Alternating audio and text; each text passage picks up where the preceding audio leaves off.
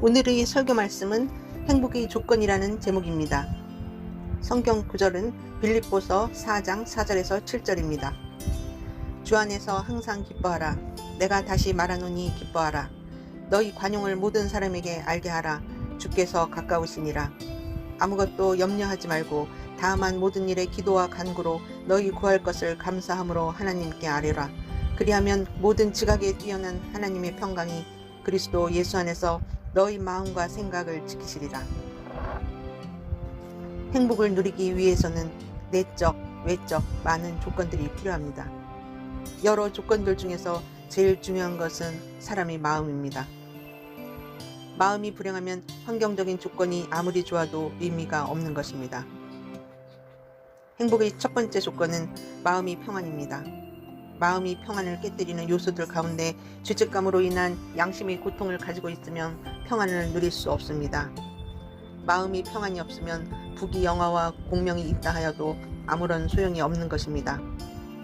죄책감으로 인한 마음의 고통은 하나님 아버지의 사랑과 예수 그리스도의 보혈을 통하지 않고는 해결될 수 없는 것입니다.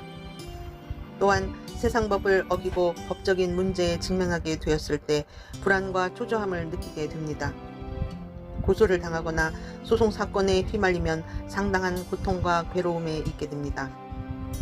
이러한 사람들에게 세상의 부와 명예가 주어진다 할지라도 행복해질 수 없는 것은 당연한 이치입니다. 심적인 고통으로부터 벗어나 위로받을 수 있는 길은 하나님의 자비와 긍휼을 구하고 모든 일을 하나님께 맡겨야 하는 것입니다. 악을 선으로 바꾸시는 하나님은 모든 것에 합동하여 선을 이루게 하시는 분이시기 때문에 우리는 알 수 없지만 하나님의 손에 맡기면 유익하게 만들어 주시는 것입니다. 또한 대인관계 속에서의 심한 갈등은 마음의 평화를 깨뜨립니다. 가정에서 남편과 아내가 서로 마음이 안 맞아 갈등을 빚으면 결코 가정이 평안하지 않습니다. 사회적인 갈등도 마찬가지입니다. 마태복음 11장 28절에 수고하고 무거운 짐진 자들아 다 내게로 오라. 내가 너희를 쉬게 하리라고 말씀하고 있는 것처럼 주님은 수고하고 무거운 짐을 진 자들에게 오라고 말씀하시고 평안을 주실 것을 약속하셨습니다. 시편 91편 1절로 7절에 지존자의 은밀한 곳에 거주하며 전능자의 그늘 아래에 사는 자여 나는 야훼를 향하여 말하기를 그는 나의 피난처요 나의 요새요 내가 의뢰하는 하나님이라 하리니 이는 그가 너를 새 사냥꾼의 올무에서와 심한 전염병에서 건지실 것이로다. 그가 너를 그의 깃으로 덮으시리니 내가 그의 날개 아래 피하리로다. 그의 진실함은 방패와 손방패가 되시나니 너는 밤에 찾아오는 공포와 낮에 날아드는 화살과 어두울 때 퍼지는 전염병과 밝을 때 닥쳐오는 재앙을 두려워하지 아니하리로다. 1000명이 내 왼쪽에서 10,000명이 내 오른쪽에서 엎드러지나 이 재앙이 내게 가까이 하지 못하리로다 라고 말씀하고 있습니다. 지존자의 은밀한 곳은 바로 예수 그리스도로 예수 안에 있는 사람은 전능자의 그늘 아래에 있겠다고 말씀하고 있는 것입니다. 또한 시편 23편 4절에 내가 사망의 음침한 골짜기로 다닐지라도 해를 두려워하지 않을 것은 주께서 나와 함께 하심이라 주의 지팡이와 막대기가 나를 안위하시나이다 라고 말씀하고 있습니다. 우리는 이 세상에 살면서 크고 작은 사망의 골짜기를 지나게 됩니다. 요한복음 14장 27절에 평안을 너희에게 끼치노니 곧 나의 평안을 너희에게 주노라. 내가 너희에게 주는 것은 세상이 주는 것과 같지 아니하리라. 너희는 마음에 근심하지도 말고 두려워하지도 말라고 말씀하시는 것입니다. 두 번째 행복의 조건은 사람은 감사하는 마음을 통해서 행복해집니다. 마음의 행복을 깨뜨리는 원망, 불평, 짜증, 탄식 등을 가지고 있으면 행복감을 느낄 수 없습니다. 사람들은 자기에게 있는 것보다 없는 것을 바라보고 늘 불평합니다. 화상으로 눈썹을 잃어버린 분의 간증을 들었습니다. 눈썹이 있을 때는 고마운 줄 몰랐는데 눈썹이 없고 보니 비가 오면 물이 눈으로 다 들어온다는 것입니다. 눈썹이 있을 때는 물이 그곳을 통해서 흘러나가 버렸기 때문에 눈을 뜰 수가 있는데 눈썹이 없으니까 물이 눈으로 들어오므로 눈을 뜰 수 없다는 것입니다. 그래서 눈썹이 있는 것을 얼마나 감사했는지 모른다고 말했습니다. 행복은 감사하는 것에서부터 시작합니다. 다른 사람과 비교하지 않고 자신이 받은 복을 헤아리는 사람만이 감사의 마음을 가질 수 있는 것입니다.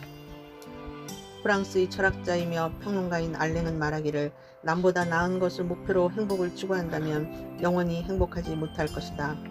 왜냐하면 누구든지 한두 가지 나은 점은 있어도 전부가 뛰어날 수 없기 때문이다. 행복이란 남과 비교해서 얻는 것이 아니라 스스로 만족하는 데서 얻는 것이다 라고 말한 것입니다. 행복의 세 번째 조건은 관용하는 마음을 가져야 합니다. 용서하는 마음을 갖지 못하면 결코 행복감을 누릴 수 없습니다. 이 세상에 사는 사람들은 모두 죄인입니다. 모두 결점이 많고 허물이 많은 사람입니다. 그렇기 때문에 용서해주지 않고 비난만 하게 된다면 살아갈 수 있는 사람은 아무도 없는 것입니다. 이 땅에 살아가는 동안 많은 이들이 마음이 감옥에 갇힌 채 살아가고 있습니다. 불행과 고통과 좌절과 절망과 슬픔의 감옥에 갇혀 살고 있는 것입니다. 이렇게 살 수밖에 없는 이유는 남을 용서하지 못하기 때문입니다. 하지만 예수님은 죄를 짓고 불의하고 추악하고 버림을 받아 마땅한 우리를 위해 십자가 위에서 몸 찢기고 피 흘려 용서해 주셨습니다. 우리가 아직 죄인 되었을 때 우리를 용서하시고 품에 품어주었던 주님의 사랑을 받은 우리는 마찬가지로 이웃을 용서하고 사랑해야 하는 빚을 지고 있는 것입니다. 그러므로 항상 용서하고 관용하는 마음을 가진 사람만이 자기 마음속에 행복을 누릴 수가 있는 것입니다. 용서와 건강의 관계를 40년 동안 연구해온 북캘리포니아의 태도치유 연구센터에서 내린 결론은 용서는 건강을 되찾아 준다는 것입니다.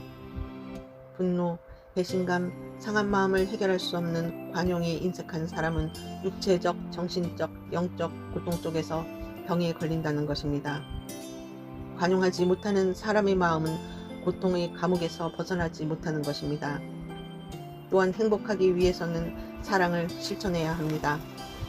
우리를 사랑한다고 말씀하신 예수님은 십자가 위에서 자신의 몸이 찢기시고 피를 흘리심으로 우리를 구원해 주셨습니다. 이와 같이 우리도 진실로 사랑하기 위해서는 자기를 희생하여 이웃을 섬겨야 되는 것입니다. 하나님께서 당신의 자녀들에게 준 계명은 사랑하라는 것입니다. 우리는 사랑할 때 행복합니다. 사랑받을 때 행복한 것이 아니라 내가 사랑할 때 행복한 것입니다. 사람들은 사랑을 달라고만 합니다. 사랑받으면 행복하지만 얼마 안 지나 그 행복은 시들어 버리고 마는 것입니다. 하지만 우리가 사랑을 하면 할수록 행복은 더 넘쳐나게 됩니다. 아내를 사랑하는 남편이 행복합니다. 남편을 사랑하는 아내가 행복합니다. 부모가 자식을 사랑할 때 행복하고 자식이 부모를 사랑할 때 행복하고 우리가 이웃을 사랑해서 헌신적으로 그들을 도와줄 때 행복이 우리에게 다가오는 것입니다. 사람들은 행복의 조건을 외적인 면에서 찾으려고 합니다. 돈, 지위, 명예 이런 것들로 행복을 누리려고 합니다. 물론 그것이 행복에 기여하지 않은 것은 아닙니다. 그런 것도 행복의 보탬이 됩니다. 그러나 마음의 평화, 감사하는 마음, 이웃을 보듬어 안는 관용과 용서, 이웃을 섬기는 희생적 사랑이 없는 행복은 모래 위에 지은 집이 되어 곧 허물어지고 마는 것처럼 사라지는 것입니다. 내적 행복이 있어야 외적 조건이 같이 있게 되는 것입니다. 행복은 마음속에 있는 것입니다. 구주 예수를 믿는 믿음 안에서 얻는 마음의 평안 가운데 내 이웃에게 진실로 관용하고 용서하며 섬기는 삶을 살 때에 우리는 행복해질 수 있는 것입니다.